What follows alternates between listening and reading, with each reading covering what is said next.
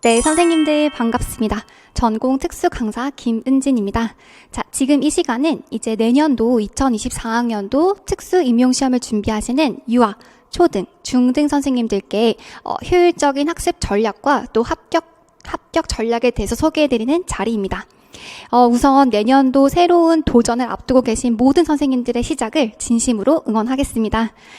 제 생각에 선생님들께서 충분히 독학하실 수 있지만 굳이 강의를 선택하시는 이유에 대해서 생각을 해보았어요.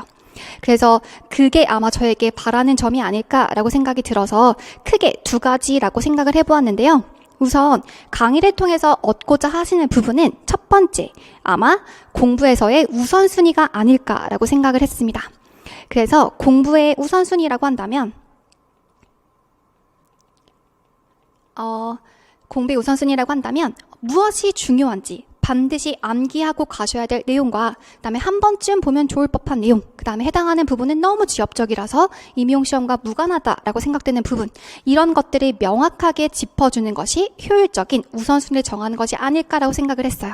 그래서 강의를 통해서 선생님들께 이런 공부 내용의 우선순위를 잘 정해드릴 수 있도록 노력할 것입니다.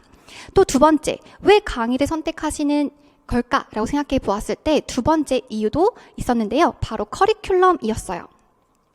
사실 임용시험이라고 하는 것은 11월 달에 딱 한 번의 시험으로 결정이 되잖아요. 물론 2차까지 있긴 하지만 1차를 통과해야 2차의 기회도 주어지는 거니까 1년에 딱 한 번 있는 이 시험을 통해서 이제 합격이 결정되는 것이기 때문에 이 커리큘럼이 가장 중요합니다. 그래서 1, 2월 달에 선생님들께서 채우셔야 될 내용과 3월 달부터 이제 6월 달까지의 상반기까지 채우셔야 될 내용, 그 다음에 이제 하반기 전략 넘어가서 어떤 부분을 보완하고 보충할지, 이런 부분이 바로 커리큘럼의 역할이라고 생각이 드는데요. 1년 동안 선생님들께서 혼자서 스스로를 조절해가면서 공부하기가 정말 쉽지 않으세요. 그렇기 때문에 이 강의의 커리큘럼을 통해서 이렇게 차근차근 가시다 보면은 어느새 시험을 준비되어 있는 자신을 발견하실 수가 있거든요. 그래서 이런 부분이 제가 강의를 통해서 채워드릴 수 있는 부분이고 또 선생님들께서 요구하시는, 바라시는 부분이라고 생각이 들었습니다. 자, 그러면 이제 이런 강의와 관련한 합격 전략과 효율적인 방법을 안내해 드리도록 할게요. 잘 들어주세요. 네, 선생님들, 그러면 저희 첫 번째로 공립특수교사 임용시험이 어떻게 이루어져 있는지에 더 간단히 설명드리도록 할게요. 아마 이 시험에 대해서 잘 알고 계신 분들은 스킵하고 넘어가시면 될 것 같습니다. 우선 공립특수교사 임용시험 같은 경우에는 크게 1차와 2차 시험으로 구성되어 있습니다. 그래서 1차 시험 과목에서도 특히 이제 유아와 초등, 중등 나눠서 보시면 좋을 것 같아요. 총 3개의 과목으로 되어 있죠. 유초등부터 먼저 설명드리도록 할게요. 그래서 교직, 논술, 교육과정 A, B 이렇게 구성되어 있고, 교직, 논술 같은 경우에는 한 문항으로 되어 있는데 총 20점 배점입니다. 그런데 이 20점 배점 안에서 5점 정도의 배점이 바로 글의 구성과 관련된 부분으로 크게 논술형의 어떤 틀에서 벗어나지만 않는다면 받아가실 수 있는 점수가 바로 5점이에요. 그 이외에 15점은 바로 이제 전공 지식으로 채우셔야 될 부분입니다. 그 다음 이제 교육과정 A, B에 해당하는 것이 각각 40점 배점으로서 80점을 가지고 있어요. 그러면 선생님이 딱 보시기에도 가장 많은 배점을 차지하고 있는 여기에서 점수를 절대 잃지 말아야겠다고 생각하시면 좋을 것 같고요. 그 다음에 각각 A형에서 8문항, B형에서 8문항 이렇게 구성되어 있고, 문항의 특징은 이제 간단하게 빈칸 형식으로 쓰는 기입형 문항과 간단한 문장으로 작성하시는 서술형 문항, 이렇게 두 가지로 구성되어 있습니다. 그 다음 가급적 상반기 때 한국사 자격증을 취득하시는 걸 추천드려요. 이게 한국사 자격증 취득이 늦어지면 늦어질수록 하반기로 갈수록 너무 마음이 급해지기 때문에 가급적 상반기에 시간을 조금 투자하시더라도 한국사 검정 능력 시험에서 통과하는 자격증을 획득하고 계셨으면 좋겠습니다. 그다음에 중등 선생님들 같은 경우에도 총 3교시의 시험으로 이루어져 있고요. 유초등과는 다르게 교육학 시험으로 구성되어 있죠. 교육학에서도 마찬가지로 논술형 문항이 총 한 문항이 20점 배점으로 되어 있습니다. 그 다음에 전공 같은 경우에는 A형과 B형 이렇게 해서 총 80점의 배점을 차지하고 있고요. A형에서는 12점, 12문항, 그 다음에 B형에서는 11문항으로 구성되어 있습니다. 그래서 각각에서는 크게 2점짜리 문항과 4점짜리 문항이 있거든요. 그렇게 했을 때 A형 같은 경우에는 2점짜리 문항이 총 4문제가 나와요. 그 다음에 4점짜리 문항이 나머지 8문항이 나오게 되는 거고, B형 같은 경우에는 2점짜리 문항이 총 2문항이 나옵니다. 나머지 9개의 문항은 4점짜리 100점으로 구성되어 있어요. 이건 나중에 시험 문제 푸시면서 알게 되실 부분이라 중요하진 않고요. 이렇게 문항수가 구성되어 있구나 정도 기억하셨으면 좋겠습니다. 그 다음 마찬가지로 각각의 A형과 B형에서는 기입형과 서술형식의 답변을 작성하시는 것으로 구성되어 있어요. 마찬가지로 한국사 검정 능력 시험을 최대한 상반기 때 따주시면은 하반기에 조금 더 배점을 많이 차지하고 있는 전공에 시간을 더 많이 투자하실 수가 있을 것 같아요. 이렇게 1차 시험을 치신 후에 그 다음 1차 시험 합격차에 한해서 1.5배수, 즉 만약에 30명이 합격선이다 라고 한다면 45명까지가 1차 시험에 합격하고 2차 시험을 보게 돼요. 그럼 2차 시험 때는 이 45명 중에서 30명은 합격하지만 15명은 떨어지게 되겠죠. 그래서 일단 1.5배수로 2차 시험에 합격하게 된다. 1차 시험에 합격하게 된다. 라고 생각하셨으면 좋겠고, 그 다음에 2차 시험 같은 경우에는 지역별로 조금씩 상이하긴 하지만 크게 3가지 카테고리가 있습니다.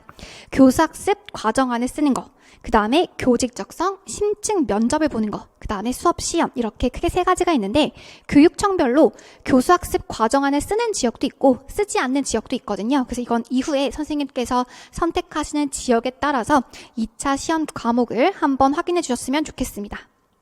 일단 넘어가도록 할게요. 그 다음에 내년 준비하시는 2024학년도 시험 일정은 다음과 같습니다. 유초등 같은 경우에는 2023년 11월 11일 빼빼로 돼 있는 시험을 치시게 되네요. 중등 같은 경우에는 정확히 2주 뒤에 해당하는 11월 25일 토요일에 시험을 보시게 될 거고요. 1차 시험 이후 발표가 난 다음에 2차 시험 일정은 이렇게 이루어지게 될 것입니다. 간단하게 확인하시면 좋을 것 같고요. 여기까지 잠깐 소개해 드렸습니다. 네, 선생님들 그러면 이제 이번 시간에는 공립임용시험 경쟁률이랑 1차 합격선에 대해서 간략하게 알려드릴게요. 이거는 뭐 엄청 중요하다 이런 건 아니지만 대략적으로 이런 정도의 점수를 받으면 1차 합격선이구나.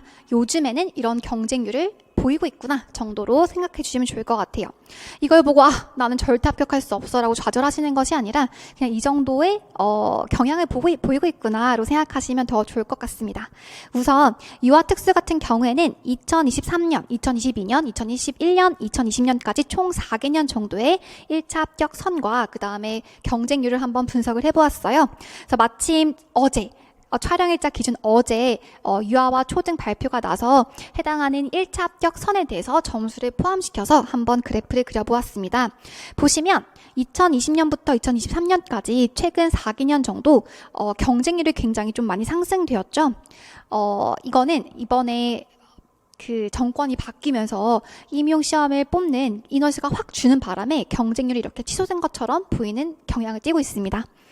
그 다음 이번에 유아 1차 합격선 같은 경우에도 2021년과 2022년에 비해서는 좀 소폭 상승한 것을 볼 수가 있었죠.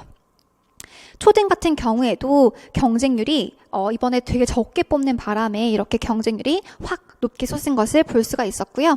그 다음에 1차 합격선 같은 경우에도 이번 시험 문제가 생각보다 쉽지 않았다고 생각했는데도 불구하고 합격선이 좀 많이 높아진 것을 볼 수가 있었습니다.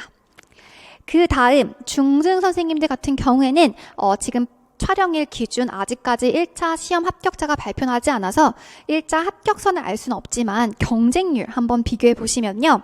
중등 같은 경우는 이번에 정말 많이 줄었잖아요. 그렇기 때문에 이렇게 경쟁률이 많이 높아진 것을 확인하실 수가 있고요. 다음에 비교적 최근에 같은 경우에는 1차 합격선이 고만고만하게 좀 그래프를 그리고 있었다라고 봐주시면 좋을 것 같습니다. 올해 합격선이 어느 정도 형성될지 모르겠지만 아무래도 경쟁률이 많이 높아지다 보니까 합격선도 조금 높아지지 않을까라고 예상하고 있어요. 우선 선생님들 보시면 TO 되게 궁금해 하시잖아요. 그래서 TO가 향후 전망이 그렇게 밝진 않지만 또 정권이 바뀌면 모르는 거거든요. 그렇기 때문에 제 생각에는 지금 너무 TO 너무 절벽이니까 나는 이번 시험 포기할 거야 라고 하시기보다는 준비하고 계시면 어느 순간에는 기회가 찾아온단 말이에요. 그래서 그 찾아왔던 기회를 그때 가서 기회가 왔으니까 다시 1년 공부해서 합격해야지 하시면 늦는 거잖아요. 그렇기 때문에 준비된 사람에게 기회가 왔을 때 그 기회를 잡을 수 있게 됩니다. 그래서 지금 이 TO를 보시고 좌절하시기보다는 언젠가 올 그 기회를 위해서 지금부터 할 수 있는 최선을 다해주시면 좋을 것 같다고 생각이 들었어요. 그러면 우선은 여기 있는 경쟁률, 그 다음에 합격선을 토대로 제가 선생님들께 절대적인 어떤 수치를 제시해 드리려고 해요. 우선 물론 임용시험이라고 하는 게 상대적인 평가이긴 하나 절대적인 수치라고 하는 거 조금 존재하긴 하거든요. 그래서 일단 유초 선생님들 같은 경우에는 보시면 아까 제가 교육과정이라고 하는 전공 부분에서 A형과 B형이 있었을 때 유아와 초등 선생님들 같은 경우에는 계략적으로 물론 유아는 이번에 작년 시험이 너무너무 쉬워가지고 많이 커트라인이 높아지긴 했지만 유초 선생님들 같은 경우에는 계략적으로 A와 B형에서 각각 한 25점 아까 몇 점 만점이었죠? 40점 만점이었단 말이에요. 40점 만점, 즉 80점 중에서 전공, A, B, 전공만 한 50점 정도 맞아주시면 커트라인에 가능하세요. 그 다음 전공 말고 하나 더 시험이 뭐였죠? 교직 논술이 있었잖아요. 교직 논술은 총 20점 100점이었죠. 20점에서 보통은 좀 논술을 잘 쓴다라고 생각하신 선생님들이 18점에서 20점 만점을 받으세요. 그다음에 조금 논술이 부족하다라고 하는 선생님들도 15점 정도를 받으시더라고요. 15점보다 조금 밑에 받으시면 아마 합격이 조금 어려우세요. 그래서 15점에서 20점 그 사이의 점수 범위라고 생각하신다면 보세요. 50점 정도를 받았을 때 한 18점을 받으시면 68점 정도로 보통 커트라인 선에서 간당한 정도의 수준이 되신단 말이에요. 그렇기 때문에 한 플러스 알파로 조금 더 점수를 받으신다면 굉장히 고득점으로 그 지역에 합격하시겠죠? 이번에 초등 선생님들 보시면 지역별로 조금 차이가 있긴 했지만 수도권 기준으로 서울이 62점, 경기도가 61점, 인천이 60점 정도의 커트라인이었거든요.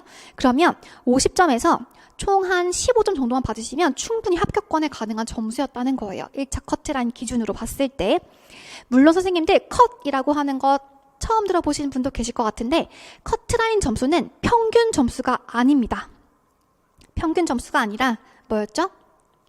바로 마지막에 문을 닫고 들어가는 사람의 점수가 바로 커트라인이 되는 거거든요. 그래서 커트라인이라고 하는 것은 바로 1.5배수에 해당하는 마지막 사람의 점수를 의미하는 것이지 전국적인 평균 점수가 아니다라고 하는 것을 기억하시는 게 중요해요.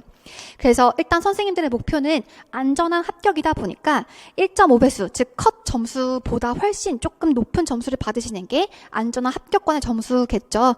그래서 제가 생각했을 때 가장 마지노선이 바로 A형과 B형, 전공에서는 50점, 교직 논술에서는 15점 이상의 점수를 생각하시면 좋을 것 같고 그러한 절대적인 점수를 기준으로 공부해 보시는 것도 도움이 되실 것 같아요. 왜냐하면 상대적인 점수라고 하는 건 사실 내 옆에 있는 친구가 바로 경쟁자가 되는 건데 얘가 못해야 내가 올라가는 그런 시험은 아니거든요. 왜냐하면 선생님의 경쟁자들은 눈에 보이지 않는 어디나 있어요. 그래서 옆에 있는 같이 공부하는 친구와 비교하시는 건 의미가 없기 때문에 절대적인 수치를 기반으로 선생님들이 목표를 잡고 공부하시는 것이 훨씬 더 효율적일 것이다 라고 생각이 듭니다. 그 다음에 중등 같은 경우에는 조금 점수의 차이가 있습니다. 중등 선생님들 같은 경우에는 교육학 점수가 있을 것이고 그 다음에 전공 점수가 있겠죠. 그 다음에 교육학도 마찬가지로 아까 20점 만점이었는데요. 조금 교육학 논술을 잘한다 라고 한다면 보통 또 18점에서 20점 정도 맞으시는 분들 되게 많습니다. 그 다음 교육학이 조금 평균이다 라고 한다면 특수가 조금 낮은 경향을 보인대요. 그래서 13점에서 15점 사이에 있는 선생님도 굉장히 많으세요. 그런데 아시다시피 전공은 사실 사람들 공부 다 열심히 하기 때문에 전공에서 다른 사람보다 엄청 많이 맞겠다라고 하는 건 조금 어려워요. 그런데 교육학 같은 경우에는 사람들이 워낙 전공이 양이 방대하다 보니까 교육학에 소홀해지는 경우가 많고 교육학 점수 이 정도 받은 사람보다 이렇게 받으시면 벌써 몇 점 차이죠? 벌써 한 3점에서 5점 차이가 확 나버리는 거잖아요. 그 사실 임용시험이라고 하는 게 0.1점, 0.3점으로 떨어지는 시험인데 5점 차이라고 하는 건 진짜 크거든요. 그렇기 때문에 교육학 점수 너무너무 중요하세요. 그래서 교육학도 절대 소홀하지 말고 고득점 받으실 수 있게끔 상반기부터 차근차근 잘 준비하셨으면 좋겠습니다. 전공 같은 경우에는 일단 전공 A형과 B형을 기준으로 봤을 때 중등 같은 경우에는 최근에 시험 경향을 봤을 때 40점 만점 중에서 30점, 40점 만점 중에서 30점 정도를 받으시면 좋을 것 같아요. 즉 A형과 B형 각각에서 한 몇 점 정도 틀리실 수 있는 여유가 있죠. 한 10점 정도까지 틀려도 충분히 괜찮다. 그래서 선생님들 이게 진짜 중요한 건데 임용시험이라고 하는 게 만점을 받는 시험을 목표로 두고 공부하시면 절대 안 돼요. 만점을 목표로 하시면 굉장히 지엽적으로 파실 가능성이 있고 근데 그 지엽적인 문제는 사실 우리 임용시험에 나오지 않거든요. 그래서 1년이라고 하는 어떻게 보면 제한된 시간 동안 엄청 많은 양을 공부하셔야 되는데 만점을 받겠다라고 목표를 세우시는 순간 방향이 되게 달라져 버리는 거라서 중요한 것은 이거는 이 정도 여유를 두고 선생님들께서 내가 기본기를 확실하게 다져야겠다. 즉 남들이 맞출 법한 문제는 다 맞추고 남들이 실수할 법한 문제를 조금 더 꼼꼼하게 쓰고 플러스 알파로 한두 문제 정도 더 맞추면은 난 진짜 고득점 합격이 가능한 점수이거든요. 그렇기 때문에 일단 중등 선생님들 기준으로 봤을 때 전공 A, B형에서 한 60점 정도를 맞아주시면 진짜 안전하게 합격하실 수 있겠습니다. 그러면 60점 플러스 교육학 아무리 못 쳐도 한 13점 하면은 73점이잖아요. 보통 중등 커트라인이 최근에 보시면 70점 초반대에 형성되어 있어요. 그래서 73점이면 무난하게 합격 커트라인 점수에 걸릴 것이다 라고 생각이 들고요.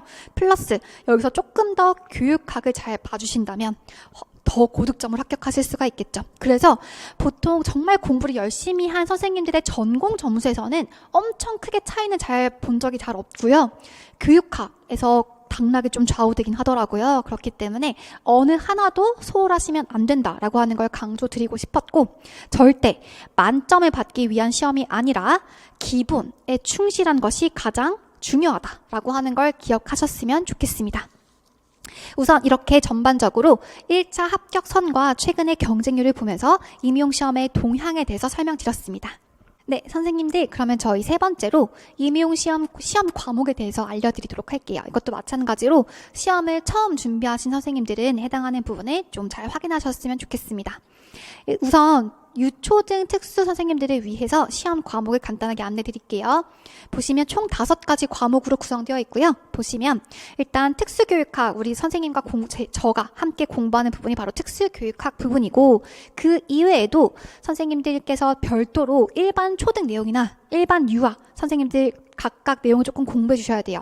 그다음에 특히 유아 선생님들 같은 경우에는 유아 특수와 관련된 개론을 조금 보셔야 되거든요. 특히 이소연 교수님의 그 유아 특수 개론이라고 하는 그 책을 별도로 조금 보시는 것이 필요할 것입니다.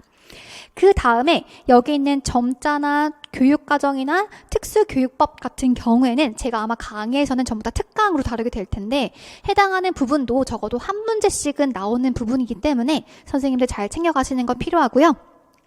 여기 있는 그 고시의 공고 같은 경우에는 올해 시험을 기준으로 하고 있기 때문에 내년도 시험을 준비하신 선생님들 같은 경우 바뀌는 부분을 잘 확인하셔야 될 것 같습니다. 그래서 만약에 장특법이라든지 총론이 내년 초에 개정이 된다라고 한다면 사실 좋은 거예요. 물론 선생님들 같은 경우에는 새롭게 다 외워야 돼 라고 부담될 수가 있겠지만 항상 그 법이 새롭게 개정될 경우에는 중요하게 바뀐 부분이 출제되기 때문에 오히려 범위가 확 줄어드는 그런 느낌을 많이 받았거든요. 그렇기 때문에 만약에 내년도 초에 1월 달에 개정이 이루어진다라고 한다면 그 바뀌는 중요한 부분을 위주로 해서 정리해 드릴 거예요. 그러면 그 부분을 잘 공부해 주시면 좋을 것 같습니다. 그다음에 중등 선생님들 같은 경우에도 다 똑같은데 교육학 부분만 다르죠. 그래서 교육학 같은 경우에는 이러한 교과목으로 구성되어 있고 교육학 잘 공부하시면 좋을 것 같아요. 나머지 다 똑같습니다. 점자, 총론, 그 다음에 특수교육학 부분 한번 확인하시면 좋을 것 같고요. 여기까지 간단하게 정말 임용시험 과목에 대해서 알려드렸는데요. 우선 혹시나 특수교육학 학문을 처음 듣는다라고 하시는 분들을 위해서 특수교육학이 어떻게 구성되는지 간단하게 알려드릴게요. 특수교육학 같은 경우에는 크게 장애 영역과 그다음에 지도 파트 이렇게 구분하시면 좋을 것 같아요. 그래서 장애 영역이라고 한다면 정말 땡땡 장애 이렇게 붙은 거 있죠. 그래서 의사소통 장애, 그다음에 정서 행동 장애. 예를 들어서 최근에 뉴스를 봤더니 어떤 초등학교에서 품행장애처럼 보이는 어떤 아이가 친구를 괴롭히고 막 선생님께 반항하고 이런 뉴스 한번 보신 적 있을 거예요. 그 아이가 뭐 정확하게 품행장애다라고 나오진 않았지만 그런 식의 어떤 장애 영역을 다루는 게 바로 정서행동장애입니다. 그 다음에 최근에 나왔던 정말 유명한 드라마 이상한 변호사 우영우 이런 것처럼 자폐, 성장애 또 배우게 될 거고요. 그 다운 증후군 들어보셨죠? 다운 증후군 아이들이 포함되어 있는 지적장애도 배우시게 될 거예요. 지적장애, 그 다음에 선생님들께서 한 번쯤 학교 다닐 때 만나보셨을 법한 학습장애. 그래서 학습장애 같은 경우에는 사실 학습에 어려움이 있는데 장애로 잘 진단을 받지 않아서 잘 모르고 넘어가는 경우가 많아요. 학습장애가 도대체 무엇인지 잘 배우시게 될 거고요. 그 다음 감각장애에 해당하는 청각장애, 청각, 그 다음에 시각장애, 그 다음에 우리 흔히 떠올렸을 때 휠체어 타고 다니는 사람 이렇게 한다면 지체장애 떠오르시겠죠? 그 다음 넘어가서 최근에는 원래는 예전에는 지체장애 파트 안에 건강장애라고 하는 게 포함되어 있었는데 최근에는 건강장애가 약간 별도로 다뤄지는 경우도 있어요. 그래서 건강장애 정말 자세하게 소아암, 그다음에 소아천식, 소아당뇨 이런 것들 각각을 개별적으로 공부 꼼꼼하게 하시는 게 중요하실 것 같습니다. 여기까지가 총 장애 영역들에 대한 공부를 다 하실 거예요. 장애 영역 공부에서 가장 중요한 게 뭐냐면 일단 해당하는 장애 영역이 무엇이고 그다음에 어떻게 지도할 거냐가 가장 중요한 포인트거든요. 그래서 각각 장애에 대한 특징과 교수 방법을 우리가 배우게 돼요. 특수교사로서 이 아이들, 다양한 장애 아이들을 어떻게 가르칠 거냐라고 물어보는 문제가 바로 장애 영역 파트의 문제라고 한다면 이제 지도 파트 같은 경우에는 각각 장애 영역별 지도가 아니라 일반적으로 교사가 해야 될 다양한 지도를 말하는 것으로 통합교육 들어보셨을 거예요. 통합교육. 그래서 장애 학생과 비장애 학생이 같이 공부할 때 어떻게 이걸 서포트 해줄 거냐라고 하는 게 바로 통합교육이죠. 그래서 통합교육이라든지 아니면 전환교육. 전환교육이라고 한다면 사실 우리 딱 생각했을 때 전환 생각하면 고등학교를 졸업한 다음에 어떤 성인기 생활로의 전환, 직업 생활로의 전환 떠올리기 쉽지만 전환이라고 하는 건 굉장히 폭넓은 개념이에요. 그래서 사실 유치원에서 초등학교 가는 것도 전환, 그 다음에 여기 살다가 다른 곳으로 전학 가는 것도 전환. 그래서 전환의 수평적, 수직적 다양한 개념들에 대해서 배우시는 거 중요하실 것 같습니다. 그 다음 또 뭘 공부하냐면 좀 가장 중요한 파트인데요. 장애 학생들의 행동 지도를 배우는 행동 지원. 뭐 장애로 인한 특성이든 또는 그 학생의 어떤 습관이든 그런 문제 행동을 지도하는 방법을 배우시게 될 거예요. 다양한 행동 지원 파트가 나오게 되고 해당하는 부분 같은 경우에는 유아 선생님들 진짜 문제 많이 나오고요. 그 다음에 초등 선생님들 같은 경우에도 적어도 8문항 중에서 각각 한 2문제 정말 많이 나오고 있거든요. 행동 지원 파트는 정말 열심히 공부하셔야 되는 부분이에요. 그래서 공부한 것 대비 가장 많은 효율을 볼 수 있는 과목이라고 한다면 바로 행동 지원이라고 생각이 들고 그 다음 또 가장 중요한 파트가 특수교육 공학 파트예요. 공학기기라고 하는 건 장애 학생의 어떤 학습이나 일상생활을 도와줄 수 있는 다양한 보조 공학 장치나 기계들을 배우게 되실 텐데요. 해당하는 공학기기는 해당하는 공학이 어떤 도움을 주는지에 중점을 두어서 보시면 될 것 같습니다. 그래서 다양한 그림을 통해서 사례를 통해서 배우시게 될 거고요. 특수교육 평가 특히 중요한데 일반 학생과 똑같이 평가하게 되면 아마 장애 학생은 결코 좋은 점수를 받을 수가 없겠죠. 그러한 불이익을 해소하기 위해서 대안적인 평가 방법들을 배우시게 될 거고 플러스 알파로 이 장애 학생을 진단하고 평가할 수 있는 다양한 검사 도구들에 대해서 배우시게 될 겁니다. 자, 여기까지가 특수교육학이에요. 진짜 영역이 너무 많죠? 공부하실 내용도 진짜 너무 많아서 사실 특수교육학이라고 하는 학문 자체는 엄청 막 이해를 못한다거나 너무 어려워서 절대 이해하지 못하는 그런 게 아니라 양이 너무 많아서 어려운 시험이에요. 그래서 너무 분량이 많다 보니까 선생님들께서 이 의사소통 장애 공부하다가 다른 영역을 다 까먹어 버릴 정도로 너무 양이 많거든요. 그래서 선생님도 아시다시피 양이 많은 학문을 공부할 때는 정말 반복적인 회독이 가장 중요합니다. 그래서 그러한 회독을 위해서 우리가 상반기부터 잘 굴려가도록 할 거예요. 자, 여기까지 잠깐 간단하게 알려드렸고 잠시 후에 학습 전략을 소개해드리도록 하겠습니다. 네, 선생님들 그러면 지금 이 합격 전략 설명에서 가장 중요한 4번째 1차 시험 학습 전략에 대해서 소개해드리도록 하겠습니다. 우선 특수교육학 시기별 학습 전략은 저의 연간 커리큘럼과 밀접한 관련이 있는데요. 우선 크게 이 7, 8월 여름 방학을 기준으로 상반기와 하반기 이렇게 나눠볼 수가 있어요. 상반기라고 하는 것은 1, 2월 달의 기본 이론과 그 다음에 3월에서 6월까지의 기출 분석 이 두 가지로 이루어져 있는데 저는 정말 이 상반기가 너무너무 중요한 것 같아요. 이 상반기를 어떻게 보내시느냐에 따라서 하반기 계획 세우는 게 달라지거든요. 그래서 예를 들어서 나는 상반기에 공부가 잘 안 돼 있다라고 한다면 하반기 때 이런 문풀이나 모의고사 잘 못 들어가세요. 오히려 기출 분석이 잘 안 돼 있다라고 한다면 이 하반기 때 기출 분석부터 다시 시작하셔야 됩니다. 하지만 상반기 때 나는 기출 분석이 어느 정도 되어 있고 충분히 이 상반기 공부를 탄탄하게 했다. 그때서야 이제 비로소 기출 변형 문제도 풀어보고 답안을 꼼꼼하게 작성하고 나의 개념을 한번 인출해보는 그런 거 하반기에 들어가실 수가 있는 거거든요. 그래서 이 상반기가 사실 선생님들의 좀 실력 차이를 많이 벌려놓는 그런 시기라고 생각이 들어요. 상반기가 가장 중요하다라고 하는 거 기억하셨으면 좋겠고 물론 하반기도 중요합니다. 그래서 상반기를 어떻게 보내셨느냐에 따라서 하반기 각각의 수험생들마다 세우는 전략들이 달라질 수가 있겠다라고 생각하셨으면 좋겠어요. 그래서 우선 가장 중요한 상반기 공부 같은 경우에는 일단 기본 이론부터 시작하시게 될 거예요. 그래서 기본 이론 반 같은 경우에 제가 일단 밑에서 한번 보시면 각각의 어떤 강의에 대한 개략적인 안내와 어떤 사람에게 이 강의를 추천하는지를 안내해 드릴게요.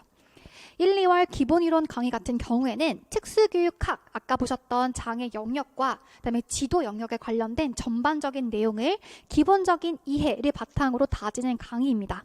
그래서 가장 중요한 게 이 1, 2월 기본이론 반 때 선생님들께서 반드시 가져가시는 부분이 바로 영역별, 장애 영역별, 지도 영역별 구조와 틀을 형성하시는 것이 가장 중요합니다. 아마 이 구조와 틀이 뭔지 궁금하실 것 같아요. 구조와 틀이라고 하는 것은 왜 중요하냐라고 한다면 아까 말씀드렸듯이 우리 특수교육학 학문은 양이 너무 많다고 그랬잖아요. 그렇기 때문에 내가 방대한 지식을 막 두서없이 머릿속에 집어넣게 되면은 이거를 이제 뽑아 쓰려고 할 때 잘 나오지 않아요. 그렇기 때문에 이 구조와 틀은 마치 서랍장 같은 역할을 하는 건데요. 이 서랍장에 차곡차곡 지식을 저장해 두시면 내가 어떤 것이 필요할 때 바로 찾아 쓰실 수가 있겠죠. 그러한 역할을 하는 게 바로 구조와 틀입니다. 즉 상하위 범주로 구성되어 있는 개념들을 분류하고 범주화하는 과정이 바로 구조와 틀이에요. 예를 들어서 평행적 발화 기법 이걸 딱 봤을 때 바로 상위 개념에 해당하는 교사의 발화 유도 전략 이런 걸 떠올리실 수가 있어야 됩니다. 그래서 이 상위 카테고리와 하위 카테고리로 나누어서 기억하는 그런 부분이 바로 구조와 틀이에요. 이 1, 2월 기본 이론은 일단 세부적으로 각각 엄청 자세한 전략들이나 방법들을 배우기 전에 선생님들 머릿속에 여기 있는 서랍장, 그래서 구획이 나뉘어져 있는 서랍장을 만드는 과정이다라고 생각하시면 가장 좋을 것 같습니다. 그래서 저랑 같이 공부하시면서 각 영역별로 여기 있는 서랍장의 역할에 해당하는 구조와 틀을 완벽하게 정리하실 거예요. 그래서 해당하는 구조와 틀 이거 마련하시는 것이 바로 1, 2월 기본 이론이고요. 저는 사실 1, 2월 기본 이론은 이제 이 공부를 처음 시작하시는 초수 선생님들께도 강력하게 추천드리지만 이제 올해 다시 새롭게 시작하셔야 되는 재수 또는 장수생 선생님들께도 추천드리는 과정인데요.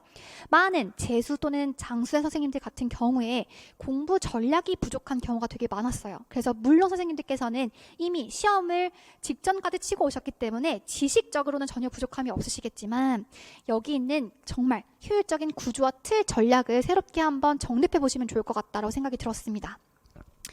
우리 교육학에서 배우잖아요. 물론 초등선생님도 아마 들어보시겠지만 피아제 이론에 따르면 인지적 불평형이 중요해요. 그래서 인지적인 불균형을 발생했을 때 우리가 이걸 해결하기 위해서 다시 한번 동화나 조절의 과정을 거쳐가면서 성장하게 되는 거거든요. 그래서 선생님들께서 작년에 실패했던 그 자료를 그대로 올해도 공부하시려고 하시다 보면은 이미 자료가 다 있고 내가 이미 알고 있는 거 똑같이 보는 거니까 선생님들께서 아마 상반기 때 막 엄청 열심히 공부하는 마음이 잘 생기지 않으실 거예요.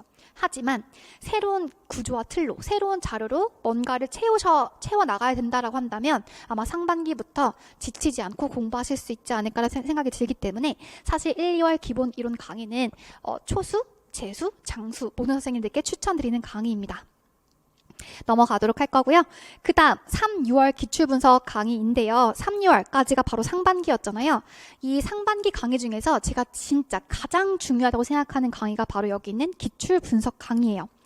그래서 제가 가장 중점을 두는 강의인데요. 이 기출분석 강의가 왜 중요하냐라고 묻는다면 제가 아까 가장 초반에 설명드렸던 그 공부의 범위와 양을 정하는 기준이 되는 강의이기 때문입니다. 그래서 기출 분석, 이때까지 시험지에 나왔던 그 기출 문제가 바로 선생님들께서 공부하실 공부의 범위와 깊이를 정해주는 딱 그 기준이 되는 거예요.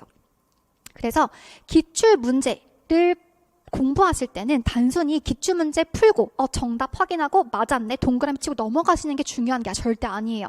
기출문제를 푼다라고 생각하시는 순간 잘못 접근하고 계신 거거든요. 그래서 기출문제는 문제를 풀고 답안을 맞추는 게 목적이 아니라 해당하는 기출문제는 이미 공개되어 있는 약간 예상 문제 같은 거거든요. 그렇기 때문에 이 문제가 어떤 맥락에서 나왔고 어떻게 확장해 갈 수 있는지 그런 것들을 분석하고 기출에 제시되어 있는 지금은 문제가 출제되지 않았지만 충분히 확장 가능한 그러한 제시문을 바탕으로 심화 확장하는 것이 가장 중요한 것입니다. 그쵸. 특히 이번 커리큘럼에서는 제가 이 기출분석 강의가 가장 중요하다고 생각되었기 때문에 원래 작년까지만 하더라도 12주 강의였는데요. 2주를 조금 더 늘렸어요. 그래서 총 14주로 길게 책정을 해가지고 기본 이론, 개념도 한 번 더 점검하면서 기출분석을 꼼꼼하게 하면서 플러스 알파로 그 기출 제시문에 나와 있는 그 내용을 바탕으로 심화 이론과 확장까지도 같이 할 예정입니다. 그래서 출제 근거를 확인하면서 단순히 막 신강론을 엄청 확장하는 건 절대 중요하지 않아요. 왜냐하면 그거는 지엽적일 수가 있거든요. 그래서 아까 말씀드렸듯이 기출문제 자체가 바로 공부의 범위와 깊이를 정해주기 때문에 이 기출된 제시문을 바탕으로 심화 확장하는 것이 가장 중요합니다. 그래서 나올 법하다, 타당하다라고 생각되실 수 있을 만큼 정확하게 심화 확장하는 그 범위를 조금 정해드리도록 할 거예요. 그래서 특히 이건 아직까지 제 기출 분석집이 올해 아직 출간되지 않았지만 개정될 예정이에요. 이 교재는 작년 교재인데요.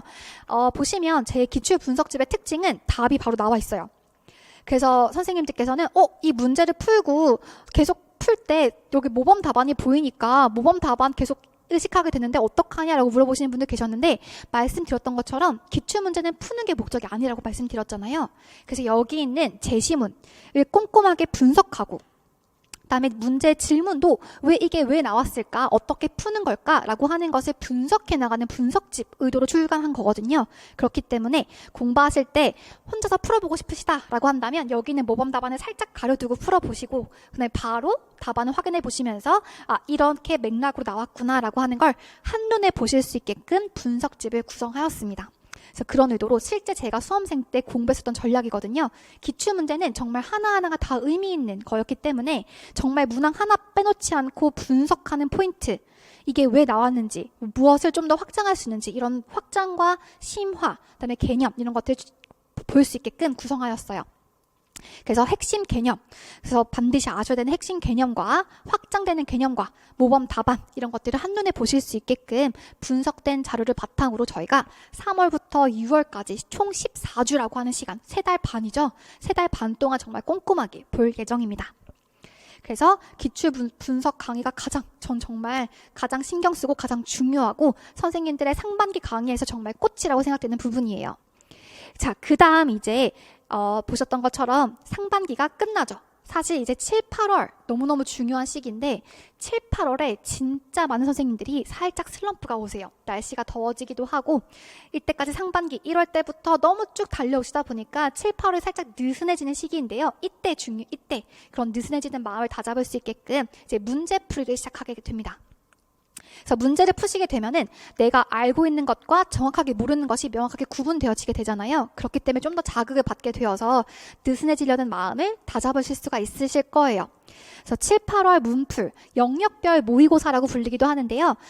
여기서는 이제 1주차 의사소통 장애라고 한다면 의사소통 장애와 관련된 기출 변형 문제와 신강론 문제를 푸시게 될 거예요. 그래서 이 7, 8월 강의가 이제 그 하반기로 완전 넘어가기 전에 그 과도기적인 강의라고 보시면 좋을 것 같은데, 기본 이론, 상반기 기본 이론과 그 다음에 3, 6월 달에 우리가 기출문제를 바탕으로 확장한 그런 확장 이론을 마지막으로 꼼꼼하게 점검하는 그러한 시간입니다.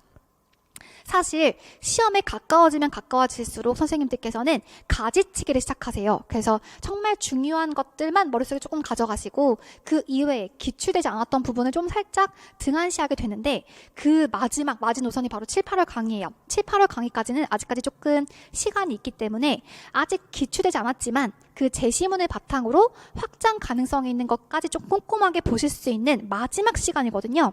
그래서 탈기출 문제까지 플러스 다빈출 개념뿐만 아니라 탈기출 개념까지도 조금 여유 있는 마음으로 보실 수 있는 마지막 시간이라 생각이 들기 때문에 7, 8월은 정말 기본 이론서를 제가 보면서 정말 빠지는 내용 없이 다 출제할 예정이에요. 그래서 실제로 이번에 제가 좀 적중률이 높았었는데요. 아마 적중 자료 제 카페에 올려져 있으니까요. 어떤 문제를 적중했는지 한번 봐주시면 좋을 것 같은데, 그 적중 자료에 가서 보시면 아시다시피 이 7, 8월 때 다뤘었던 영역별 모의고사 자료가 진짜 많이 나왔어요. 그래서 제가 이번에 조금 더 확신을 가지게 된 것이 지금 제가 7, 8월 달에 내는 탈기출의 좀 낯선 개념의 문제를 7, 8월 때 한 번쯤 들어보고 다뤄보잖아요. 그러면 선생님들께서 7, 8월 이후에, 즉 9월부터 그걸 보지 않았더라도 시험장 가서 스치듯이 기억나는 그 문제를 답안을 쓰실 수가 있더라고요. 그래서 낯선 내용을 실제 시험장에서 만나더라도 7, 8월 때 한 번쯤이라도 제 입에서 그 말이 나와서 한번 들어보셨거나 또는 정리된 자료에서 한번 보셨다라고 한다면 정말 운 좋게 쓰실 수가 있더라고요. 그렇기 때문에 이번에 맞췄던 문제가 바로 7, 8월 때 다뤘었던 퀼러의 혼합형 진로교육 모델이라든지 자극용암이라든지 초등에서 나왔었던 총체적 채점 방법이라든지 다음에 어떤 특정 검사 도구의 검사 결과에 해당하는 학력 지수 이런 거 전부 다 정말 탈기출의 문제였거든요. 근데 이거 전부 다 7, 8월 때 다뤘었더라고요. 그래서 적중률이 좀 높아졌다라고 해서 이런 적중 자료까지 만들게 된 것이었는데요. 정말 그래서 하반기 때 이거 7, 8월 이 부분을 잘 가져가 주신다면 하반기에 좀 더 탄력을 받으셔가지고 기출 탄탄하게 가져가시는 거 플러스 탈기출까지도 좀 커버하실 수 있지 않을까라고 생각이 듭니다. 그래서 특히 7, 8월 문풀 강의 같은 경우에는 저는 조금 기본기가 되어 있는 초수, 재수, 장수 선생님들께 반드시 추천드리는 강의예요.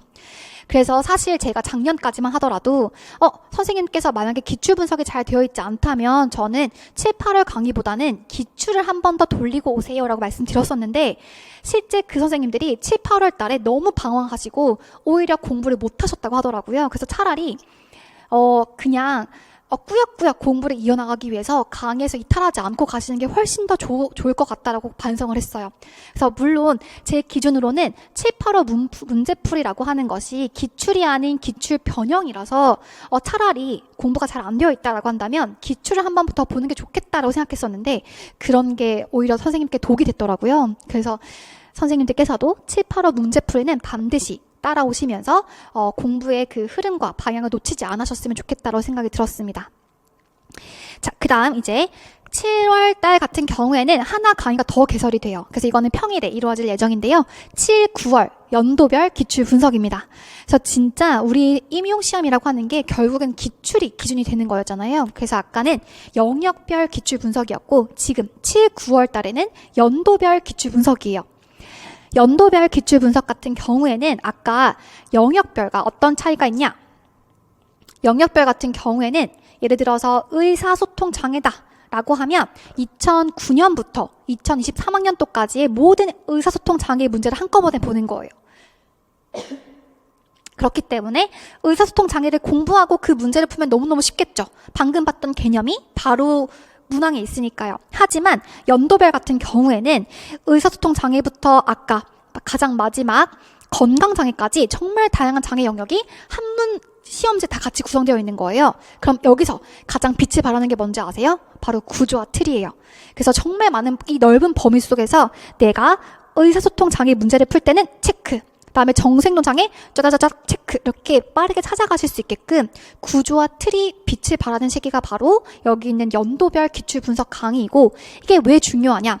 실제 시험에서는 이렇게 의사소통 장애만 나오는 것이 아니라 의통, 정서, 자폐, 지적 되게 다양한 문제가 한꺼번에 구성되기 때문에 이걸 빠르게 인출하고 찾아 쓰는 것에 중점을 두시는 것이 필요하다고 생각이 들기 때문이에요.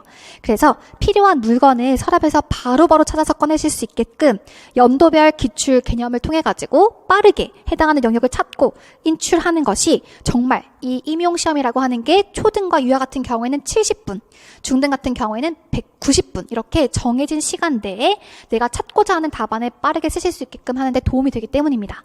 그래서 연도별 기출 분석 강의 너무너무 중요하고요. 그래서 이 상반기 때 탄탄하게 채워오셨던 그 구조와 틀을 한번 계속 문제를 풀면서 점검하실 수가 있을 거예요. 실제로 이 합격세 선생님의 강의평 중에서 이 7, 9월 연도별 기출 강의가 진짜 가성비 갑이다라고 하는 평이 있었거든요. 이거 되게 와닿는 말이었어요.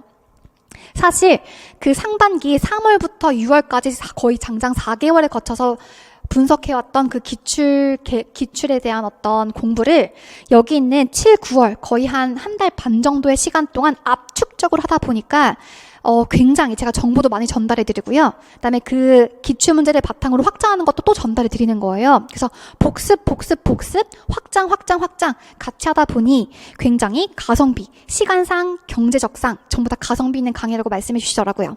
그래서 특히 이 연도별 기출 분석 강의는 이때까지 상반기부터 저의 강의를 따라오시면서 복습용으로 활용하신 선생님 플러스 재수생 또는 장수생 선생님들께서 상반기는 도저히 공부를 시작하지 못하시고 하반기 때 다시 정신을 차리고 공부하시려고 하는 그 선생님들께 효율적인 복습 강의가 되지 않을까라고 생각이 듭니다. 그래서 이 선생님들께 특히 추천드리고 싶은 강의예요. 자, 보시면 연도별 기출분석 강의에서 사용하는 자료인데요. 제가 여유가 된다면 해당하는 자료를 출간하려고 하는 계획이 있긴 한데 이건 너무 출간하게 되면 일이 커지기 때문에 만약에 시간상 부족하게 된다면 그냥 부득이하게 프린트물로 다 제공할 예정이에요. 근데 프린트물의 양이 어마어마하다 보니까 사실 인강 듣는 선생님들께서 조금 불편함을 호소하시더라고요. 그럴 경우에는 책으로 출간하면 가장 좋겠지만 책을 출간하게 되면 다시 조금 정말 꼼꼼하게 오탈자 봐야 되고 이런 자료 다 한번 점검해야 돼서 네, 조금 이건 아직까지 약속은 못 드리겠고요. 이런 계획이 있다 정도 기억하셨으면 좋겠습니다. 예를 들어서 일단 2023학년, 2013년도 추가 중등 문제에서는 이런 개념이 출제된 것을 같이 한번 확인한 다음에 그다음에 1번 문항부터 답안이 이미 다 적혀 있을 거예요. 각각 여기 있는 개념이 있으면 이렇게 바로바로 인출해서 스스로 한번 인출 노트를 써보게끔 만들어진 것이 바로 여기는 연도별 기출분석 강의예요. 필요하다면 해설 자료도 있고요. 그다음에 바로 선생님들께서 키워드를 인출해 보실 수 있는 빈칸 노트 형식으로 되어 있는 것입니다. 여기는 하반기 연도별 기출분석 강의 같은 경우에는 좀 지식적으로 올라와 있기 때문에 이렇게 스스로 빈 공간을 채우시면서 선생님께서 머릿속에 가지고 계시는 그러한 개념들을 한번 점검해 보실 수 있는 거 가장 효율적인 강의이실 것 같아요. 넘어가도록 하고요. 이제 유종의 미를 거두시는 강의죠. 그래서 9, 10월 모의고사 강의입니다. 모의고사 강의는 정말 초수, 재수, 장수 선생님들 모두에게 추천드리는데요.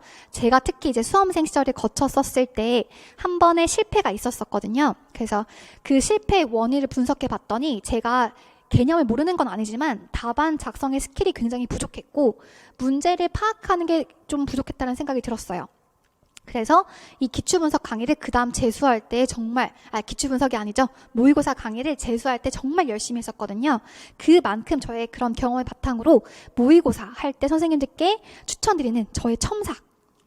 그래서 첨삭을 정말 제가 열심히 해드려요. 그래서 모의고사 강의의 특징은 바로 개념, 이때까지 배워왔던 기본 이론, 심화 확장 개념에 대해서 자신이 아는 것과 모르는 것을 꼼꼼하게 확인하고 플러스 내가 잘못 형성하고 있는 이 5개념을 마지막으로 점검하실 수가 있어요. 특히 이 모의고사를 통해서 틀린 문제는 시험장에서 절대 안 틀리더라고요. 그래서 진짜 많이 틀려보시는 게 진짜 너무너무 중요했었습니다. 그래서 틀리면 틀릴수록 더 잘 기억이 나기 때문에 모의고사 점수 높은 거 진짜 중요하지 않고요. 오히려 모의고사 때 내가 형성하고 있었던 5개념을 찾으면 진짜 기도했어요. 너무 감사하다고. 그렇죠? 그래서 5개념을 점검하는 것이 가장 중요하다라고 하는 거 기억하셨으면 좋겠고요.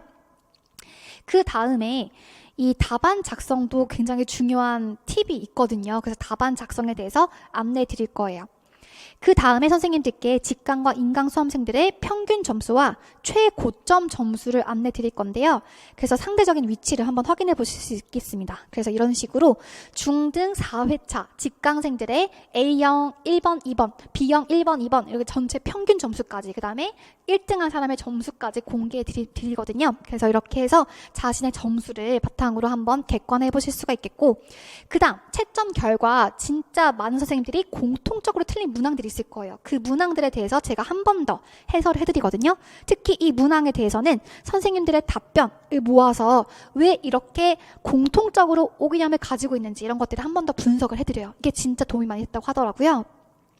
그래서 이렇게 피드백까지 한 번 더 드리기 때문에 선생님들 모의고사 첨사 꼭 한번 받아보셨으면 좋겠습니다. 특히 답안을 어떻게 작성해야 될지 잘 모르겠다. 답안 나는 내가 실제 가채점한 결과보다 실제 시험 점수의 차이가 너무 크다라고 하시는 분들은 아마도 답안 작성에 문제가 있으실 가능성이 커요. 그렇기 때문에 답안 작성 한번 첨삭 받아보시면서 점검해 보셨으면 좋겠습니다. 이렇게 잘 쓰신 선생님들 답변을 모아가지고 보여드리고, 또 틀리신 분들의 답변은 왜 틀렸는지 한번 같이 보면서 이렇게 피드백을 한번 전해드리고 있습니다. 그래서 모의고사 강의 여기까지 설명해 드렸고요. 전반적으로 선생님들께서 이렇게 각자에게 맞는 강의를 찾아가지고 한번 수강 고려해 보셨으면 좋겠고, 이렇게 연간 커리큘럼이 이루어지게 됩니다. 그래서 7, 8월 이 과도기를 기준으로 해서 상반기와 하반기 나눠지게 되고요. 상반기 진짜 너무너무 중요해요. 그래서 혹시나 이 강의를 듣는 선생님들은 아마 대부분 공부를 처음 하시는 준비하신 선생님들이시겠지만, 이제 올해 아직 발표 나지 않았지만 중등은 초등이나 유아, 중등 선생님들 중에서 다시 시작하셔야 되는 선생님들 같은 경우에 나 너무 힘드니까 1, 2월 달 쉬고 3월 달부터 시작해야지 라고 생각하시는 분들 많으실 거예요. 그런데 아시다시피 점점 수험생들의 그 실력은 점점 향상되고 있어요. 커트라인만 보셔도 아시잖아요. 점점 점수 높아지고 있고 수험생들이 점점 공부를 더 열심히 하고 간절한 사람들 더 많아지고, 그렇기 때문에 너무 안일하게 생각하시면 절대 안 될 것 같아요. 그쵸? 1, 2월 달이라고 하는 시간 동안 선생님들 그만큼 또 다시 뒤처지는 것이기 때문에 가급적 빨리 마음을 잡고 돌아오셨으면 좋겠습니다. 이 특수교육학이라고 하는 학문 자체가 너무 범위가 많다 보니까 잠깐 쉬시잖아요? 그러면 금방 휘발돼 버려요. 그렇기 때문에 최대한 너무 쓰라린 마음을 부여잡으시더라도 1월 달에 다시 마음 잡고 오셨으면 좋겠어요. 그래야 이 1년 동안의 공부가 좀 순탄하게 흘러가지 않을까.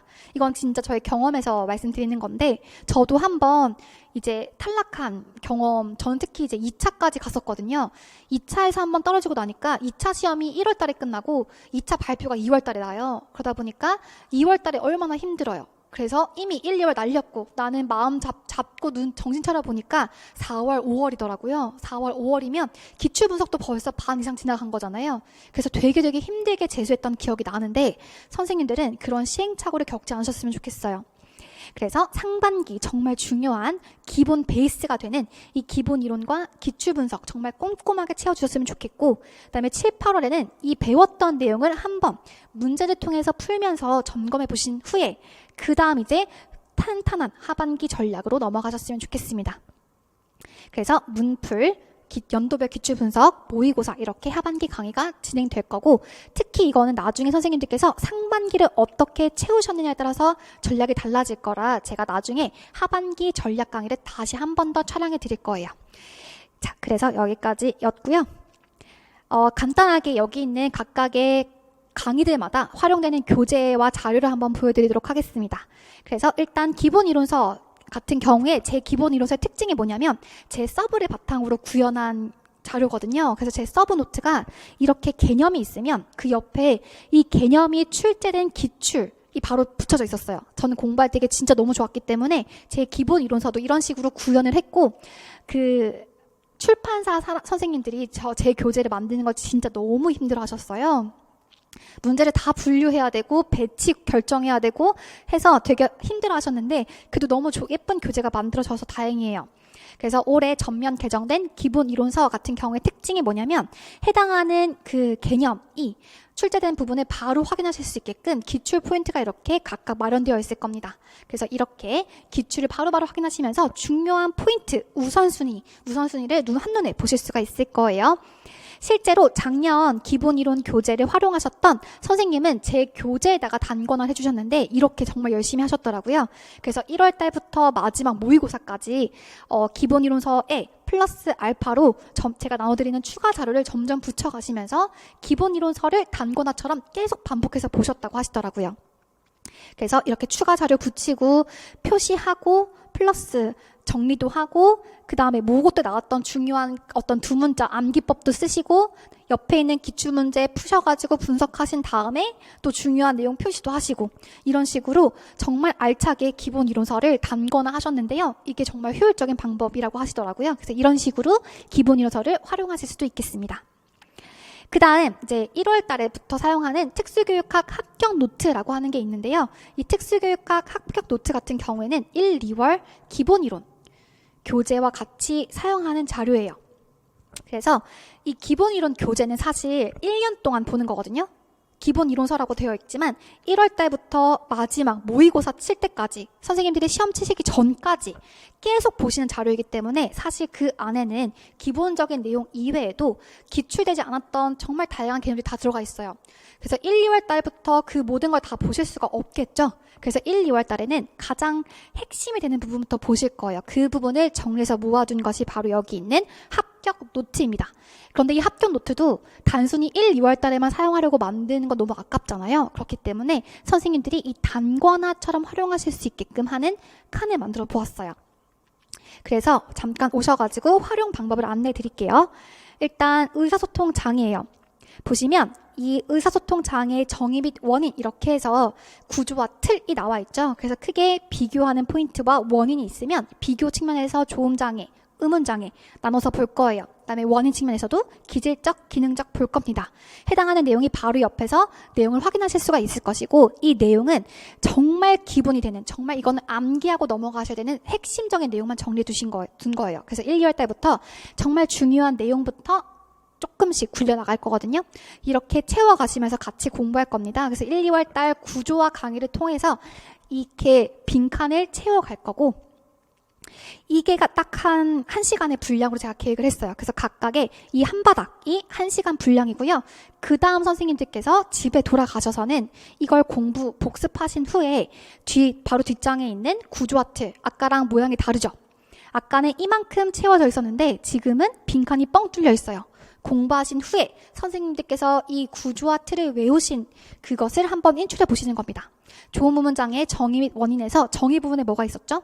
조음 장애와 의문 장애의 특징을 비교하는 게 있었잖아요. 그 다음에 원인 측면에서는 기질과 기능적 원인이 있었죠. 이런 식으로 구조와 틀을 한 번 더 복습하실 때 인출해 보시는 용어로 만들었습니다.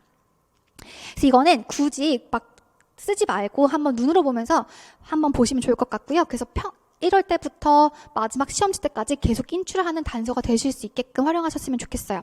그 다음에 바로 옆에 이렇게 빈칸이 뚫려 있을 거예요. 실제로는 이렇게 빈칸으로 구성되어 있을 겁니다. 이 빈칸의 내용은 이제 여기가 바로 1, 2월 달 내용이었다면 여기는 이제 3월 달부터 마지막 11월 달까지 추가 확장되는 자료를 붙여주시는 거예요. 사실 기본 핵심 개념에 덧붙여지는 그 심화 확장은 그렇게 많지 않을 거라서 이런 식으로 이거는 제가 관련 없는 내용을 붙여온 거긴 하지만 구조와 인출 플러스 복습 노트가 되면서도 심화 확장 자료를 추가하시는 페이지로 활용하시면 좋을 것 같아요. 그래서 3, 4월, 7, 8월, 그 다음에 9, 11월 이런 식으로 넘어가시면서 필요한 자료, 덧붙이고 싶은 자료를 여기다가 붙여서 한눈에 보실 수 있게끔 이건 7, 8월 문제 중에서도 이 부분이 출제되었는데 괜찮다라고 한다면 7, 8월 문제를 붙여서 한번 계속 보실 수가 있겠죠. 또 내가 계속 이걸 틀리는데 이거를 한번 꼼꼼하게 강론 문장을 따오실 수가 있을 거예요. 이런 식으로 이 전체 총 한 장, 두 장에서 이 개념이 완벽하게 정리가 되게끔 이렇게 합격 노트를 만들어 보았어요. 그럼 이 합격 노트는 선생님들께서 1년에 걸쳐가지고 계속 반복하고 회독하실 수 있는 자료가 될 겁니다. 그 다음에 이 형성평가 문제 같은 경우에는 제가 2022학년도에 촬영한 그 다빈출 달을 바탕으로 만든 건데요. 핵심 개념에서 한번 문제로 형식으로 만든 거예요. 선생님들은 이제 복습하실 때 이 문제를 풀어보시고 기본 이론서에서 그 부분을 찾아서 답안을 작성해 보시면 좋을 것 같고, 제가 해당하는 부분은 이제 모범 답안을 나눠드릴 거니까 바로 풀어보시면서 내가 이 해당하는 개념을 이해했는지를 형성평가 풀어보실 수가 있게끔 구성을 하였습니다. 그래서 이만큼 이 전체 이제 강의의 분량으로 따지면 1시간짜리 분량인 거거든요. 그래서 이렇게 합격 노트를 구성을 해서 선생님들께서 활용하실 수 있게끔 만들었습니다. 오케이. 그 다음 세 번째 기출 분석집은 아까도 설명드렸기 때문에 넘어가도 괜찮을 것 같은데요. 기출 분석집 같은 경우에는 해당하는 개념이 출제된 기본 이론서와 그 다음에 플러스 알파로 봐야 될 심화 확장 강론책들을 덧붙여 놓은 거예요. 그래서 해당하는 부분 올해 출간되는 교재 한번 확인해 주시면 좋을 것 같습니다. 자, 그 다음에 이제 정규 강의에 덧붙여서 제공되는 특강 소개해 드릴 텐데요. 특강 같은 경우에는 5월에 예정되어 있어요. 점자 특강 있습니다. 그래서 2022년 개정 점자 규정을 바탕으로 정리된 자료를 나눠드릴 거고요. 점자 기출문제를 통해서 한번 꼼꼼하게 체크하실 수 있게끔 특강으로 구성될 예정이에요. 점자 같은 경우에 사실 그 점자를 암기하는 건 기본적인 원리 한 번만 이해하시면 진짜 괜찮거든요. 점자는 그래서 5월 달에 한번 꼼꼼하게 보신 이후에 그냥 까먹고 있다가 이제 시험 좀 임박했을 때 10월 달부터 한 번 더 복습하시면 충분히 가능하세요. 그 다음에 점자 규정, 한글 점자 규칙 같은 경우에도 지금 5월 달에 충분히 꼼꼼하게 해두시면 그렇게 부담 가는 과목은 아니세요. 그 다음에 장애인 등에 대한 특수교육법 같은 경우에도 내년 2023학년도 초반에 1월달, 2월달쯤에 좀 개정의 소식이 있으니까요. 5월달까지 제가 충분히 그 바뀌는 부분에 대해서 잘 정리한 다음에 선생님들께 특강을 해드리도록 하겠습니다. 총론 및 교육과정도 마찬가지예요. 특히 이제 개정된다라고 하면 저는 오히려 좋은데요. 왜냐하면 개정된다라고 하는 것은 그 바뀌는 중요한 부분이 출제된다는 의미거든요. 그래서 바뀌는 부분에 중점을 두어서 같이 한번 꼼꼼하게 특강으로 진행될 예정입니다. 그 다음 이제 유초 선생님들을 위한 교직 논술 특강인데요. 이거는 7월 달에 예정되어 있어요. 연도별 기출 문제를 분석할 때 아마 들어가시게 될 텐데 교직 논술, 유초 마찬가지겠지만 이거는 따로 공부하시는 게 아니에요. 선생님들께서 특수교육학을 충실하게 하시면 사실 교직 논술은 다 커버가 되는 거거든요. 교직 논술이라고 하는 건 특수교육학 내용에 플러스 이제 구조, 논술의 구조만 획득하시면 되는 건데요. 서론, 본론, 결론을 쓰시는 거예요. 근데 이때 서론과 결론은 사실 한 2주 정도 써보시면 금방 익히실 수가 있어요. 그런데 가장 중요한 이 서론과 본론을 갖추시는 건 아까 몇 점이라고 말씀드렸죠? 20점 만점 중에서 5점이에요. 그런데 가장 중요한 15점의 배점이 있는 이 본론은 결국 다시 여기는 특수교육학이거든요. 그렇기 때문에 굳이 1월달 상반기부터 이 교직 논술 쓰실 필요 절대 없으세요. 만약에 1월달, 2월달, 3월달부터 교직 논술을 하겠다라고 한다면 그거는 선생님의 머릿속에 있는 내용을 쓰시는 것이 아니라 책을 보고 베끼시는 것밖에 안 되시기 때문에 상반기에 특수교육학 이론을 꼼꼼하게 채우신 이후에 선생님들께서 알고 계신 개념을 직접 한번 작성해 보는 게 가장 중요하다고 생각이 들어서 저는 7월달에 배정을 했습니다. 그래서 어차피 똑같이 우리 공부하는 특수교육학 개념을 물어보는 것이 바로 교직 논술이기 때문에 이 구조 만드는 거 진짜 어렵지 않아요. 제가 예시 샘플 진짜 많이 드릴 거니까요. 걱정하지 마시고 특수교육학 공부에 올인하세요. 상반기 때는. 아셨죠? 그래서 교직 논술은 7월 달에 예정되어 있다라고 하는 거 기억하시면 될 것 같습니다. 그래서 이 모든 특강까지 안내 드렸고요.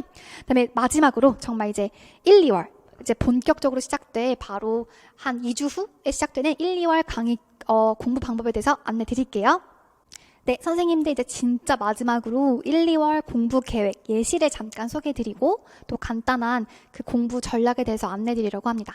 우선 직강과 인강을 기준으로 아마 그 강의가 올라가는 그 날짜가 다르다 보니까 이렇게 한번 계획을 정리해 보았어요. 직강 선생님들 같은 경우에 제가 올해 2024학년 대비 모든 강의를 주말에 진행을 해요. 그래서 토요일과 일요일에 강의가 있을 예정이에요. 그래서 직강 같은 경우에는 토요일과 일요일 강의가 있고 인강 같은 경우에는 여기까지 촬영된 강의가 아마 월요일 오후쯤 올라갈 것 같거든요. 그래서 월요일과 화요일 이렇게 한번 잡아보았습니다. 강의를 듣는 시간으로요. 그래서 직강 선생님들 같은 경우에 아마 토요일, 일요일은 9시부터 한 3시까지 강의를 듣고 나서 간단하게나마 복습하는 시간을 가져주셨으면 좋겠어요. 아마 강의 듣고 많이 힘드시겠지만 저녁 드시고 한 1시간, 2시간 정도 그날 배웠던 강의 내용을 복습해 주시면 좋을 것 같고요. 그 다음 아마 월요일에 쉬셔도 괜찮겠지만 수요일 딱 중간에 쉬어주시면 어떨까라고 생각이 들어서 저는 일단 수요일에 휴식 시간으로 빼놨어요. 이 상반기 때는 조금 휴식 시간을 갖는 것도 되게 중요해요. 그래야 내 뇌가 내가 너무 막 번아웃 되지 않는다로 인식할 수 있기 때문에 상반기에는 하루 정도는 정말 풀로 푹 쉬어주시면 좋을 것 같아요. 그래서 저는 일단 수요일 임의적으로 한번 잡아보았고요. 월요일, 화요일은 강의의 내용이 가장 잘 기억에 남는 시간이니까 이렇게 특학 내용을 한 오후쯤 복습해 주셨으면 좋겠습니다. 그 다음에 상반기 때 정말 선생님들 임용시험은 체력 싸움이거든요. 그래서 운동도 병행해 주시면서 체력을 조금 길러주시면 하반기 때 그 길러왔던 체력을 깎아 먹으면서 이제 힘을 낼 수가 있어요. 그래서 상반기 때 운동도 병행해 주시면 좋을 것 같아요. 저도 기억해보면은 거의 한 7, 8월까지는 계속 헬스장 다니면서 운동을 했던 것 같거든요. 그랬을 때 이제 하반기 때 감기 한 번 안 걸리고 공부를 할 수가 있었어요. 그래서 꼭 체력 한번 채워주시면 좋을 것 같습니다. 그래서 수요일에 잠깐 쉬었다가 또 이제 토요일 강의를 가기 위해서 목요일, 금요일은 특학을 복습하고 예습하는 시간을 가져주셨으면 좋겠습니다. 이렇게 잡아보았고, 인강 선생님들 같은 경우에는 월요일에 강의가 올라온다 생각하면은 강의를 하루에 몰아서 듣는 건 조금 비효율적이세요. 그래서 강의를 하루에 몰아서 듣기보다 좀 나눠서 들어주시면 어떨까라고 생각이 들었는데요. 특히 인강의 장점은 시간을 좀 자유롭게 쓸 수 있다는 점이잖아요. 그래서 이 토요일에 일요일 올라온 강의, 예를 들어서 6개 이렇게 해서 총 12개가 올라왔다라고 한다면 이거를 월요일부터 금요일까지 나눠서 들으셔도 괜찮을 것 같아요. 그래서 하루에 2개씩 또는 3개씩 이렇게 들어주시면 끝나겠죠? 그러면 일주일 내내 강의를 조금 듣고 복습하고 하면서 완벽하게 한번 복습을 꼼꼼하게 하실 수 있지 않을까라고 생각이 들었고, 마찬가지로 인강쌤들 같은 경우에는 주일, 일요일에 푹 쉬시면 좋을 것 같아요. 이렇게 꼭 일주일에 하루 정도는 상반기 같은 경우에 꼭 푹 쉬시면서 뇌한테 말해주세요. 나 지금 충분히 휴식하고 즐겁게 공부하고 있어 라고 자기 세뇌가 조금 필요하실 것 같아요. 그 다음 이제 시간이 지나가면서 조금씩 이 쉬는 시간이 줄어들게 되실 겁니다. 그래서 나중에 한 9월, 10월 달 가면은 일요일도 전부 다 공부하시게 될 텐데 조금씩 이 휴식 시간이 줄어들겠지만 상반기 때까지는 어쨌든 선생님들께서 행복하게 공부하고 있다라고 하는 걸 자기 세뇌하는 것이 필요해요. 그 다음에 이것도 제가 한번 생각해 봤는데요. 예를 들어서 일주일에 한 8시간 강의이다 라고 생각한다면 복습 시간은 8시간 곱하기 2배예요. 그래서 일주일로 나누어서 이 곱하기 2배의 시간을 공부해 주셨으면 좋겠습니다. 그러면 총 16시간을 공부하셔야 되니까 나누기 5일 나누어주면은 총 한 2시간 반 정도를 공부하셔야 되는 거잖아요. 그래서 하루에 2시간에서 3시간 정도를 꼼꼼하게 복습하는 시간으로 가져가셨으면 좋겠습니다. 그래서 아까 제가 말씀드렸던 것처럼 제가 그 강의의 분량을 생각해서 지금 학교 노트를 부지런히 만들고 있어요. 그래서 학교 노트 페이지로 선생님들께 일주일 동안 해야 될 복습의 분량을 정해드릴 거예요. 그러면 나눠가지고 선생님들께서 계획을 세우신 다음에 일주일 동안 복습을 해오시겠죠? 그렇게 공부해 주시면 좋을 것 같고요.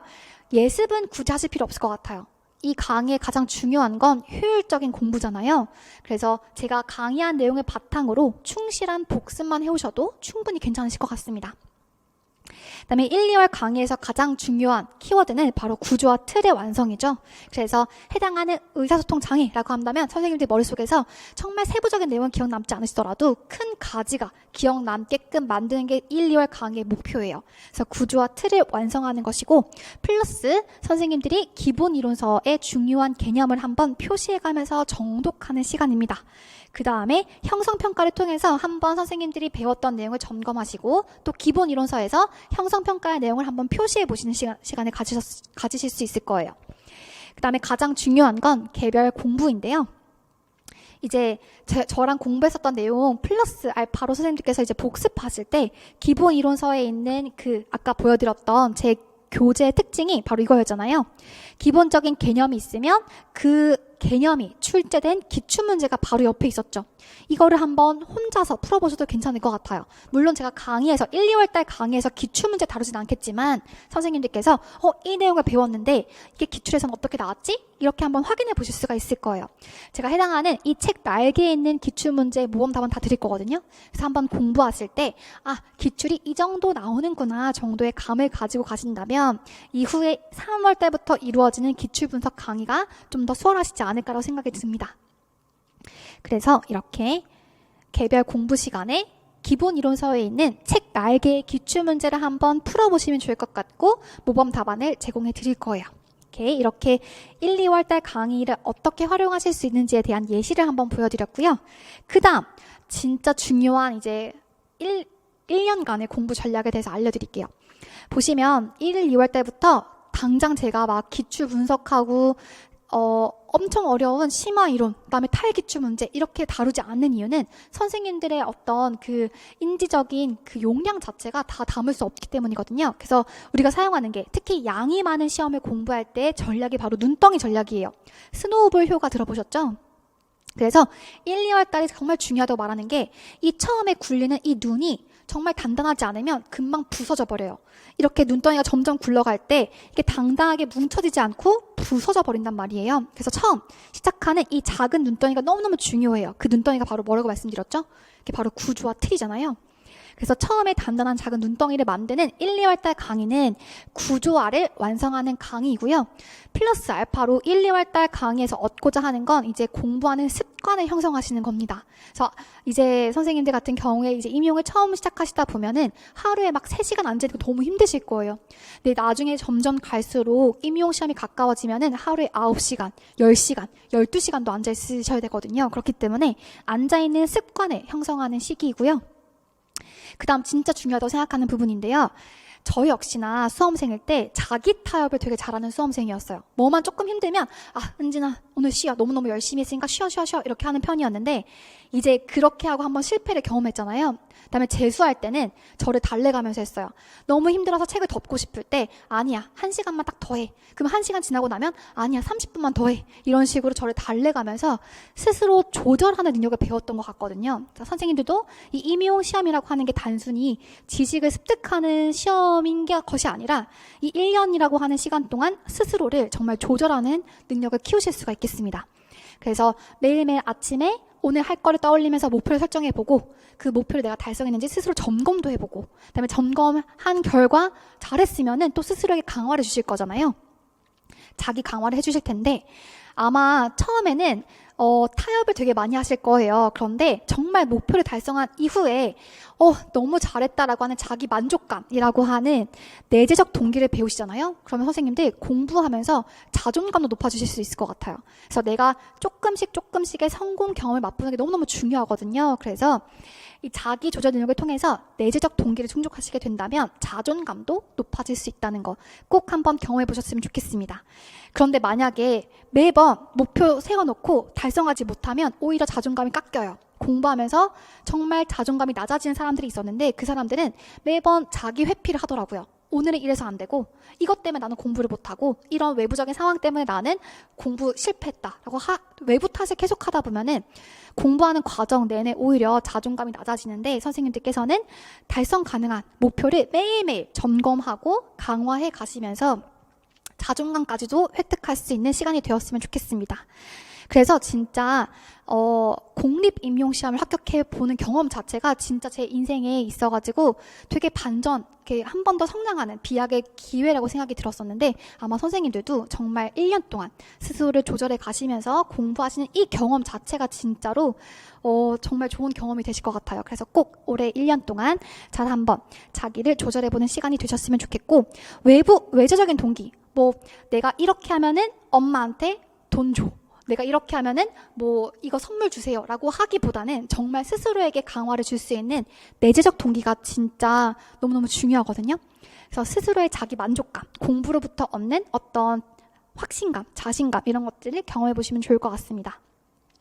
그 다음 또 마찬가지로 그 밀리지 않고 복습하는 습관인데요. 이건 정말 자기와의 약속이잖아요. 그래서 밀리지 않고 복습해보는 이러한 작은 성공 경험을 통해서 선생님들이 기본적인 어떤 생활 습관도 형성하실 수가 있을 것 같아요. 그래서 1, 2월 달부터 이렇게 차근차근 공부할 어떤 마음과 신체의 준비를 해가시는 과정이라고 생각이 들기 때문에 중요하고요. 눈덩이 전략 한번 떠올려주시면 좋을 것 같아요. 그래서 구조와 틀부터 시작할 거예요. 그다음에 구조와 틀을 바탕으로 기출 분석하고 기출 확장하고 기출 변형 문제 보고 모의고사 실전 문제를 다루면서 이제 단단한 큰 눈덩이가 되어서 선생님들이 마침내 시험을 치실 준비가 되어 있으실 거라고 생각이 듭니다. 그 다음에 공부하는 방법인데요. 아마 저도 그랬지만 공부를 손으로 쓰면서만 하는 사람은 잘 없을 거예요. 정말 다 감각적으로 공부하는 게 중요하거든요. 눈으로도 보고 손으로도 써보고 그 다음에 말로도 한번 해보시면 좋을 것 같아요. 특히 너무 양이 많다 보니까 손으로 쓰다 보면 선생님들 아마 팔이 정말 장난하게 아프실 거예요. 그렇기 때문에 좀 효율적인 방법 중에 하나가 바로 말하면서 공부하는 거거든요. 저도 역시나 말하면서 스터디를 많이 했었는데 스터디 원에게 내가 이해한 개념을 한번 설명해 보는 봄으로써 그 개념이 완벽하게 제 것이 되는 경우가 많았어요. 그래서 다른 사람에게 설명하듯이 책을 덮고 내가 의사소통 장애 머릿속에 떠올리면서 구조와 틀부터 차근차근 설명하실 수 있다면 그 지식은 이제 비로소 선생님 거가 된 거거든요. 그래서 말하면서 공부하기 전략을 한번 꼭 써보셨으면 좋겠고, 나는 스터디 별로 안 좋다, 나는 스터디 하고 싶지 않다, 괜찮아요. 혼자서 하시면 됩니다. 다만 이제 스터디를 하시다 보면은 짝 스터디 하게 되면 내가 설명하는 내용을 상대방이 듣고 이 키워드를 짚어줄 수가 있거든요. 그런 장점이 있긴 하지만 또 시간이 걸릴 수도 있으니까 효율적으로 혼자 하셔도 괜찮아요. 이건 정말 본인의 선택의 나름이기 때문에 스터디는 하셔도 되고 하지 않으셔도 된다라고 하는 거 말씀드리고 싶고요. 말하면서 공부하는 것, 내가 누구한테 설명한다는 건 내가 그걸 확실하게 안다는 의미예요. 그렇기 때문에 꼭 이거 한번 해보셨으면 좋겠습니다. 자, 여기까지 전반적으로 제가 합격 전략에 대해서 안내해 드렸는데요. 우선 선생님들 이 시험 같은 경우에 TO가 정말 줄어들어서 선생님들이 많이 고민이 있으시겠지만 이 시험은 비록 오래 걸리더라도 붙잡고만 있으면 언젠가는 합격하긴 하더라고요. 정말로 그건 진짜 주변에서 많이 봤어요. 그래서 7년째 합격을 하든 한 번만 합격을 하든 교사가 되면 다 똑같은 교사잖아요. 그렇기 때문에 선생님들 이 시험 정말 붙잡고 있으면 합격한다는 생각을 가지고 좀 꾸준히 차근차근 이뤄가셨으면 좋겠고, 저는 강사로서의 저의 역할은 이거라고 생각이 들어요. 선생님들께서 똑같은 노력을 했을 때 저는 조금 더 효율적으로 트렌드에 맞게끔 기출 분석과 효율적인 전략을 안내드려서 합격하실 수 있게끔 도와준 역할을 한다고 생각이 듭니다. 그래서 오래 공부하지 말고 단기간에 합격할 수 있도록 하는 효율적인 전략을 안내드리려고 많이 노력을 할 거고, 저 역시 그런 연구를 통해서 선생님들께 자료나 또는 교재나 강의를 잘 구조해서 전달해 드릴 거예요. 그래서 선생님들께서 이만큼 공부해오세요, 이런 많은 범위를 던져주기보다는 정말 방향을 설정한 다음에 우선순위화해서 반드시 아셔야 될 것부터 잘 전달해 드릴 거고요. 시험과 동떨어진 공부가 아니라 정말 최신의 트렌드에 맞는 기출 분석을 근거로 한 그런 개념들을 위주로 해서 잘 전달드리도록 하겠습니다. 네, 이때까지 들어주셔서 너무 감사하고요. 올해 이제 새로운 시험을 준비하신 선생님들의 시작을 진심으로 응원하겠습니다. 감사합니다.